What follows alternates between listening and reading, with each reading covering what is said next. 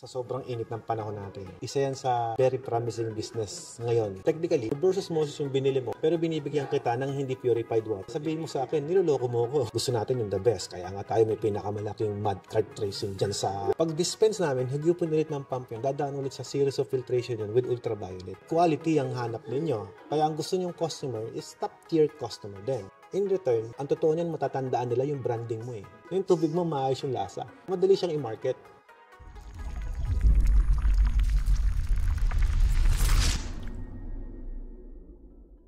Parang isa sa mga water refilling sa Dagupan. Yeah. Kung meron kang 20% or 25% lang ang tumatapon, it's much more mas efficient pa rin yung 10. Kumbaga boss, even gamitin mo na water or deep well, kaya namin, basta 10 yung product natin.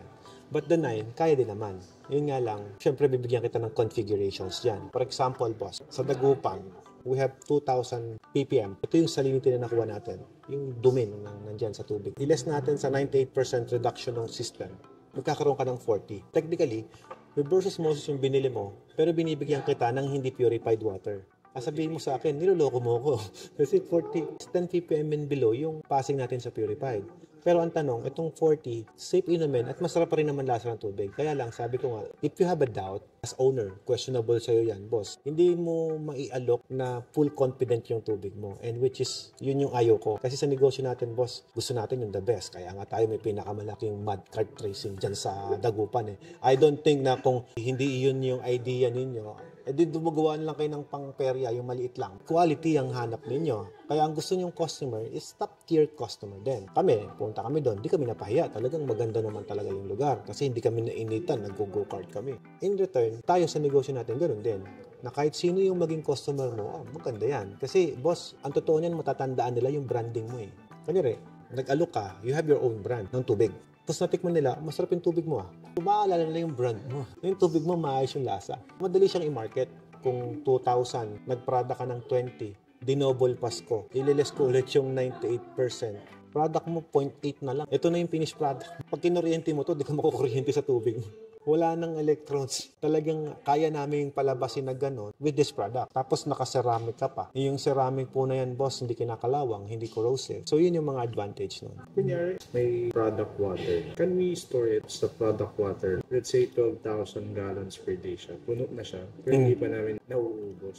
Can it stay in the tank? Of course. How long? Kahit ilang taon pwede. Yan ang nami-mislook ng medyo kulang pa sa system na idea na ganito. Kasi yung reason ito yan eh. Dadaan pa ulit sa filtration system yan. Di ba product na siya? Technically, pwede mo nang inumin yun direct siya dun eh. Di ba? Pag dispense namin, higupin ulit ng pump yun. Dadaan ulit sa series of filtration yun with ultraviolet. Paano kung di ko naubos yung ganong kadaming tubig? Ayun ang common question. The system will shut down pag hindi mo ginagamit. So technically, wala kang bayad sa kuryente. And then, storage tank mo, kahit ilang buwan na siya dun na naka-stop, every time na di-dispense mo siya, dadaan ulit sa filtration. Kumbaga, every time na you get water doon, lagi presyon. But technically, boss, sa mga stainless storage tank, ang nire-required naman sa amin, hindi kami nag-require ng mga manufacturer ng tangke. Every 6 months drain. Kasi ano yan, boss eh? Ang tangke kasi, kung mapapansin mo yung mga tanks na yan, 2 butas niyan, naka-slope pa ganun. Yung pinakailalim, ayun yung drain niya. Tapos yung dito tayo kumukuha ng tubig. Actually, yung pamaraan nila na yun, mayroong tinatawag na mechanical filtration doon. Na kung saan, pag yung tubig nagko-coagulate na stuck doon, yung latak na nade-drain mo. Pero sa purified water, wala naman talaga masyadong latak. Kasi pure water siya. Pero syempre, with that, na may guidelines sa amin na sinabihan kami na every 6 months drain, which is 1,000 liters lang din naman yan. Wala namang mawawala kung sundin namin yan. But basically, sir, yung 1,000 liters, lagi ubos yan eh. Kasi ang 1,000 liters, sir, is only 50 containers. Boss, ito para at least hindi tayo biglang ma-overwhelmed dun sa numbers na nakikita ninyo. This one is 12,000 gallons per day. But technically, boss, kapag mas contaminated water, mas konti. So, ito po, naka-base po yan sa maximum capacity. Each cylinder na gano'n, membrane,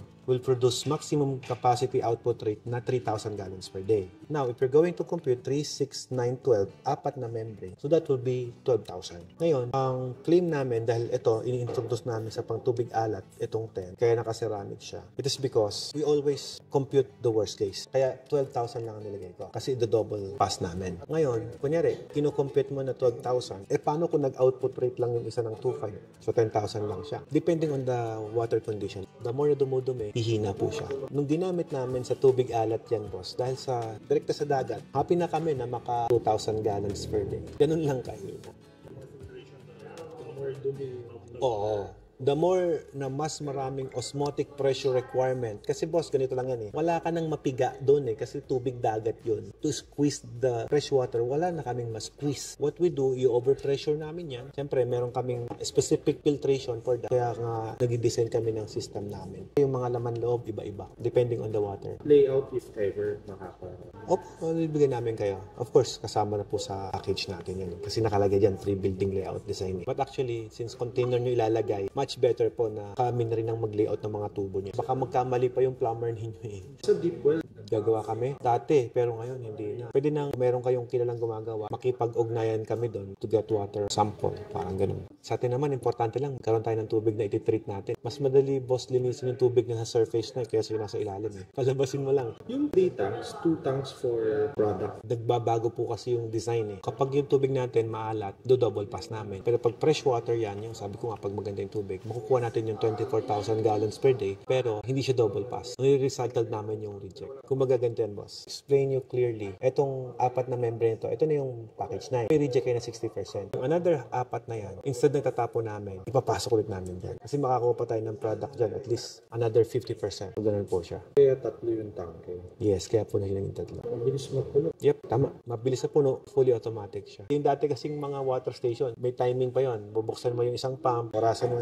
tapos bubuksan mo yung pump. Kapag mag-proceed na tayo, Yes, sir.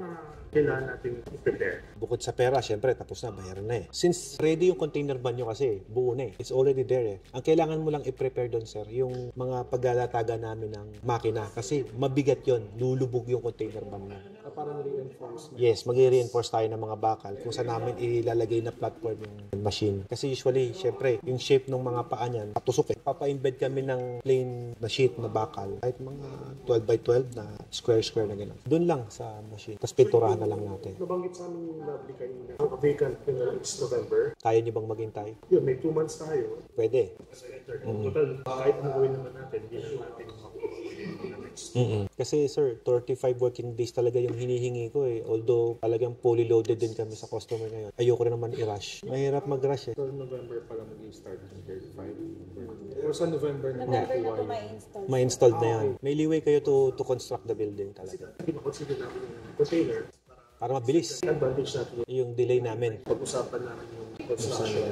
Pag mas malinis yung water, mas mataas yung makukuha. And then, question namin kanina na bago lumabas sa faucet, may dadaan mo pala. Yes, tama ka. Tapos, maintenance-wise, gaano ka dalas Okay, sa whole year natin, 15,000 pesos. Isang buong taon na yun. Sa amin kasi, ang late nun, boss. Tsaka maximum na yun. Kahit ilan na ilabas mo dyan. Kumbaga sa akin, ang sabi ko nga, gamitin mo hindi yung makina ko. You have to replace the filter. Kasi filter is intended talaga na salain yung lahat ng dumi. Technically, nandun yung mga bacteria na pwedeng mag-contaminate sa ibang parts pa natin. Before mangyari yun, we have to replace that. Ganun po yung technique namin para humaba yung ilang maintenance or ilang 12. monthly? Monthly yan. Monthly ang maintenance. Yes, 1,000 plus per month. 1,000. Ano yung part kung pinapalit? Okay, ito yun. So, 100 pesos kasi ang isa. 1, 2, 3. Taga 100 pesos lang isa. Technically, kung 6 na piraso yan, di 600 pesos lang. Yun lang ang maintenance ninyo dyan. Tapos, sa asin naman, depending on the setting pa rin kasi yung asin. Kapag malakas ang operation, dinadalasan namin yung pag-backwash. For backwashing po kasi yun. Actually, kahit anong klaseng asin pwede. Okay lang. Wala namang issue kahit anong klaseng asin. Pero, it's a good thing solar salt yung gamit mo kasi mas matagal siyang matunaw. Kasi intended po talaga for industrial use yun. But on the other hand kasi, hindi lahat ng area available ang solar salt, diba? Lahat meron naman kayo. Yes, kompleto naman tayo, sir. If ever na magka-ice plant, madali lang impact. Of course, opo. And mamomonitor din yung punta dun sa Opo, pwede natin lagyan ng metro yan. How many gallons yung pwede natin? ice pack. Yes. For now, siguro 5. 5 tonner? Pa-check ako ng 5 tonner natin. Yung one extra level niya is yung another set of 4. Yeah, another set of 4. Yun ang nakita kong difference. Yes. Kumbaga, dahil dalawa siya, considered po siya na another level. Kasi na-filtered mo na yon, pinadaan mo ulit. Kasi ang bilang namin, dapat dumaan ka sa filtration. 5 tonner namin, sir, pwedeng installment din. Naku, competitive naman ang presyo natin, sir. Inuuna, parang base 1. Actually, pinagsasabay nila yan. Sabay na. Ang problema namin kasi ngayon, Space. finish kasi siya. Kasi pag pinagsabay mo yan, mapag-aaral natin yung pwesto ng water tsaka yellow. Kung ikot natin yung working base natin, 6,000 square.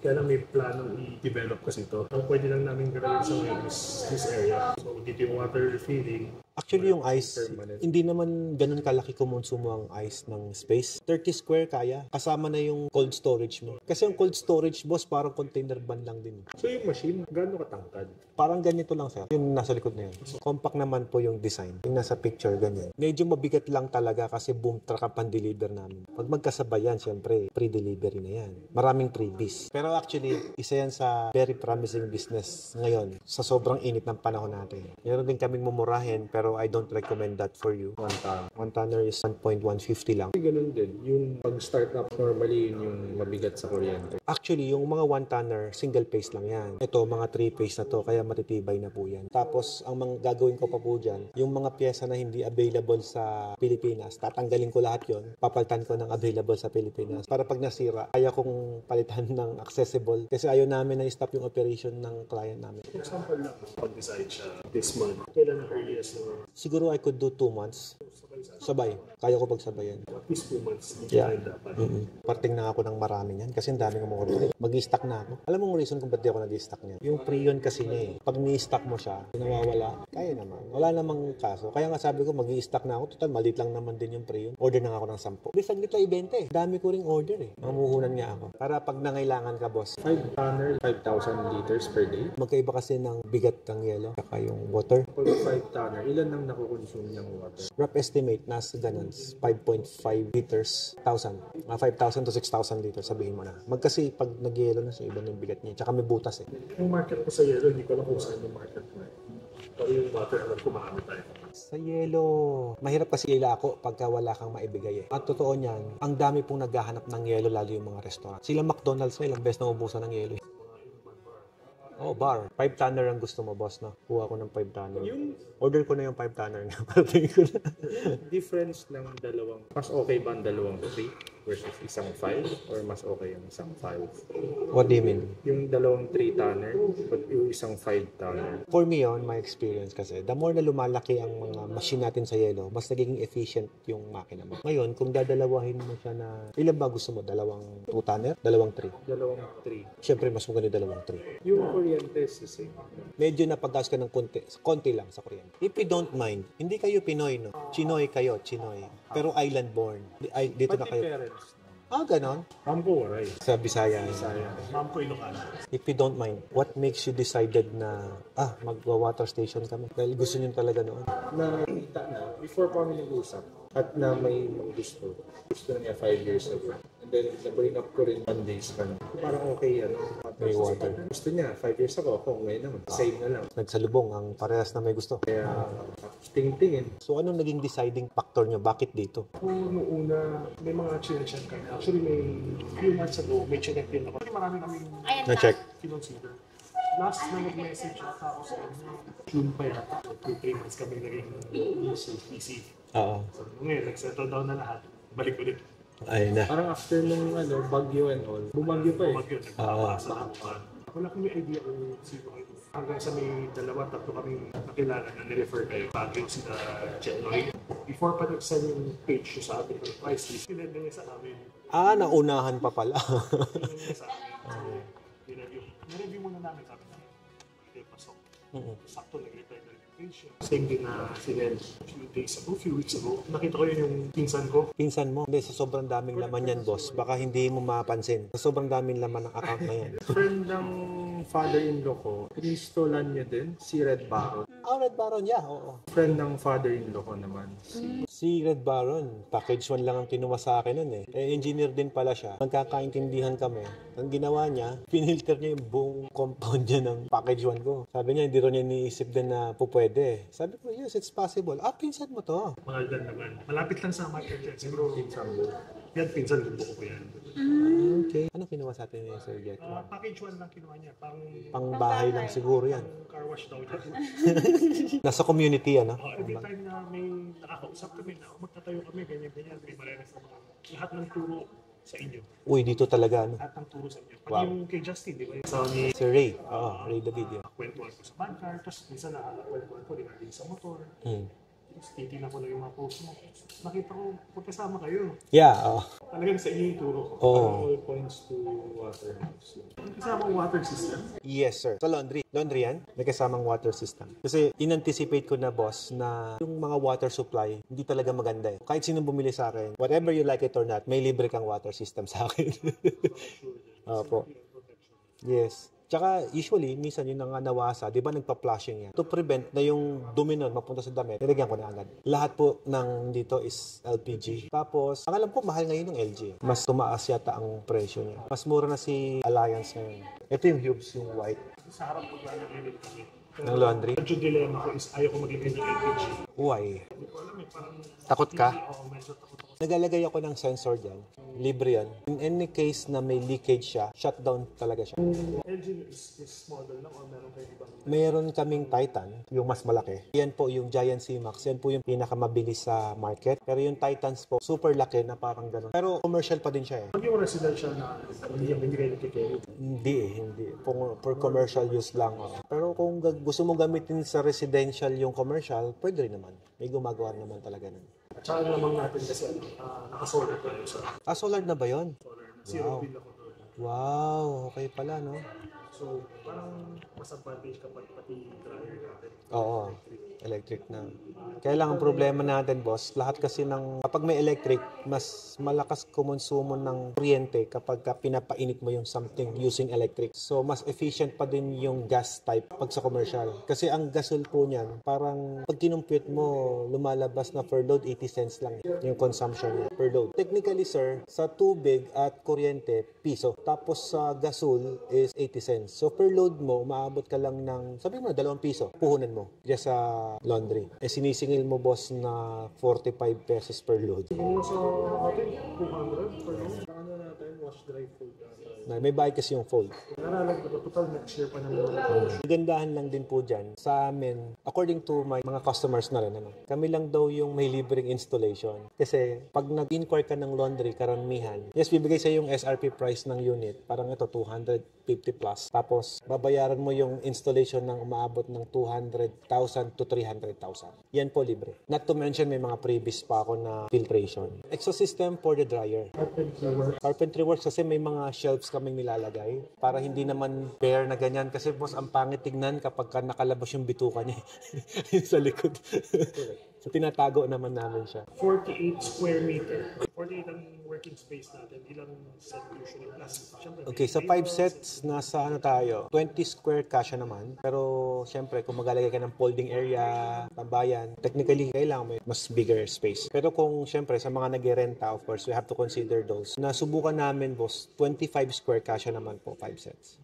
Kung 48 square meter to, meron ka ng customer lounge dito. Mas maganda. kaya hanggang 6 sure. Yeah, 6. Pero ako, pag nagre-recommend kasi ako, boss, pag nagpa 5 units ka, nagpapa-extra ko ng isang dryer. Dapat meron kang spare na dryer. Kasi yun yung pinaka-matagal yung drying time. Minsan may hindi pa tuyo. Yung washing, mabilis lang. Hubes is parang kumbaga sa kotse, yan yung pinaka-top of the line. Si Alliance kasi matibay. Si Hubes kasi, boss, US made po siya. Ang konsepto niya, boss, pinasimple din po niya para at least yung maintenance, yung troubleshooting mas madali. Pero technically noon, yan ang pinakamahal na laundry. Kaya lang, ang nangyari po, si LG, dahil sa daming naghahanap, daming demand ni LG, over the years, pataas ng pataas. Imagine mo, per set ng LG, nung nag-start kami noon, 175 lang yan pesos. Isang set. Ngayon, hindi ka makakabili ng 200 plus. 396. Yes.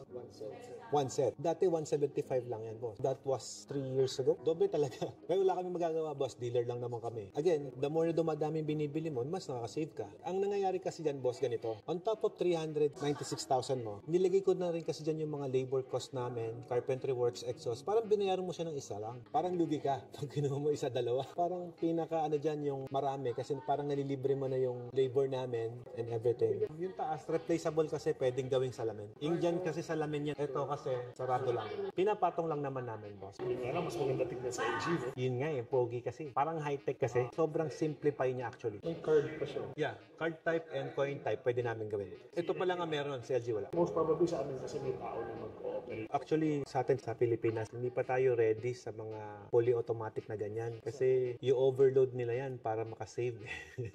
Alam mo naman ng Pinoy, practical. Tsaka yung iba, walang malasakit din yung iba eh. They don't even check the packet. Minsan may barya, ipasok nila sa loob yan. Yes. Eh may drain system yan. Minsan maipitan ka ng 5 piso doon sa drum mo, 10,000 agad yun. Yung ganun ng mga sa Japan eh. Japan. Oh, ang lalaki. Industrial grade na yan eh. Ayan yun, sir. Pero I don't recommend na ito gamitin mo dito. Kasi talo ka naman sa kuryente, saka sa gas. Kasi the bigger the machine, kailangan mo dyan yung mga comforter na bihira po nagpapalaban. Actually, same lang sila, boss. Ang pinagkaiba lang yung technology nila. LG is direct driven drum siya. Si Hubes naman is belt type. Meaning, kung maputol yung belt, belt lang. Same lang yan. Same lang ang capacity. Actually, boss, yung Titans namin, 15 kilos lang. Plus 2 kilos lang. Ang laki ng difference sa price. I could say, sabi nga namin, sa laundry, pag i-compare mo sa cellphone, yan, ano yan eh. iPhone yan, iPhone. Ito, Android. User-friendly eh. Android yan. Pagka naman ito, Nokia. Yeah, supposed to be, dapat may ready namin din. Ano? Para hindi magulo. Pwede mo kasi ilubog yung mga tubo na yun. Sabi mo, wala ka pa plano mag-laundry, eh, nagpapagawa ka ng building. Okay. Nililinaw ko lang. Oo. Yan ba yung sa harap na? 11 minutes. Kasi nagtanong si Edward. Magkano kaya franchise nun? Mahal yun. Mahal yun, no? Siguro 10 million. Baka hindi lang, no? Hindi lang. Kasi isang say journey pa lang, magkano na. 5 years old, manlilimus na ako. Nasanay ko yung sarili ko na kailangan araw-araw may kita. From beggar to businessman ka pala, boss. Some of my clients dito, sir, ayaw bigyan ng permit kasi iisa daw yung pintuan. Napansin ko po yun. Wala kaming standard talaga. Mahigpit po dito sa amin. Saan po ba talaga? Gusto ba nila may CR o wala? Bawal kasing ilapit ang Poso Negro sa Poso. I think doon naguguluhan eh. I used to be a water station operator muna for almost 7 years. I just quit my water station nung kalaban ko na yung sarili kong customer.